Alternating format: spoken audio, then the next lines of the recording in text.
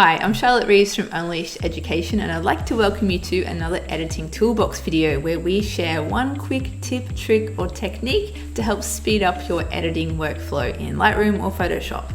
This week, we're going to be looking at a tool in Photoshop. It's called the Object Selection tool. Now, I've noticed this tool getting better and better, and it's finally gotten to a point where it's actually useful in my workflow.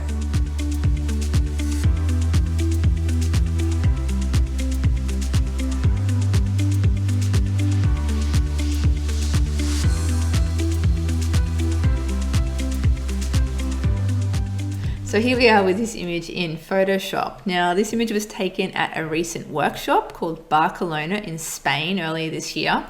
Now, when I took this, we've got Emily here on the little rock wall, and then we've got her little sister Ella here.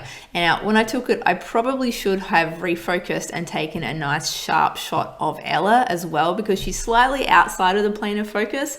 Unfortunately, I don't have a focused image of her, and this is just a little bit too far gone to try and rescue. So I'm going to be wanting to remove Ella from the image. I also want to remove this rather ugly looking trash can in the background as well. So we're going to be removing those. Now, previously, to remove these, I would just make a selection and then do a content aware fill. That is kind of what I'm going to do, but I found a much quicker way of making a selection when it's a nice clear object like this. Now, depending on whether you use a mouse or a tablet and a pen, you might be really good at drawing around the outside of an object.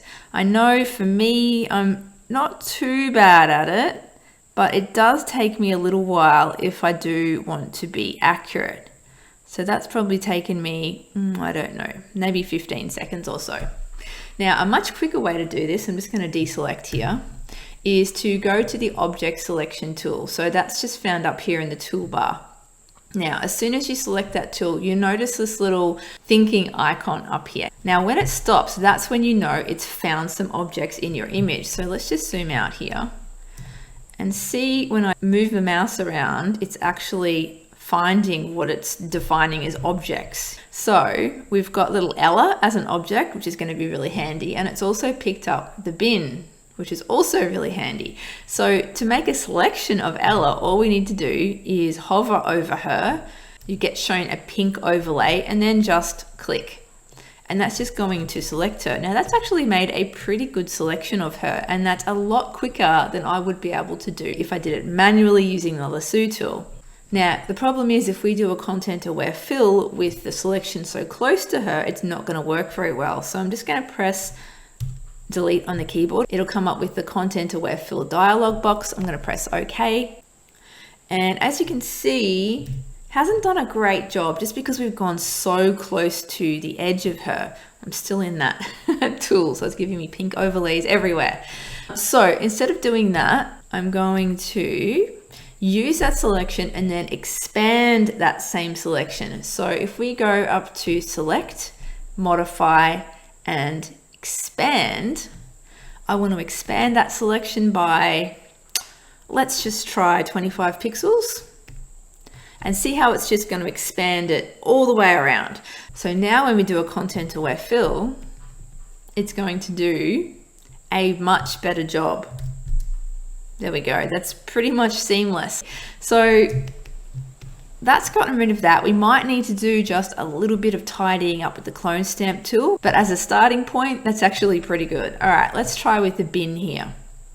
So we'll go back to the Object Selection tool.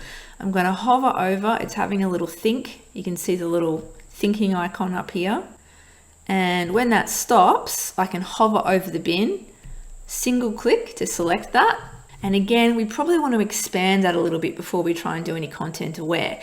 Now, instead of going into the menus and going select, modify, expand, let's create a keyboard shortcut for this to speed things up. So instead, we'll go to edit, keyboard shortcuts. We want to go to the application menus. We just need to navigate to where that is. So it'll be in select and then modify and then expand. Here we go.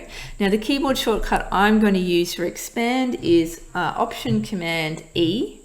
It will come up with an error and say it's already in use and it will be removed from whatever it's in use for. So I'm just going to press OK.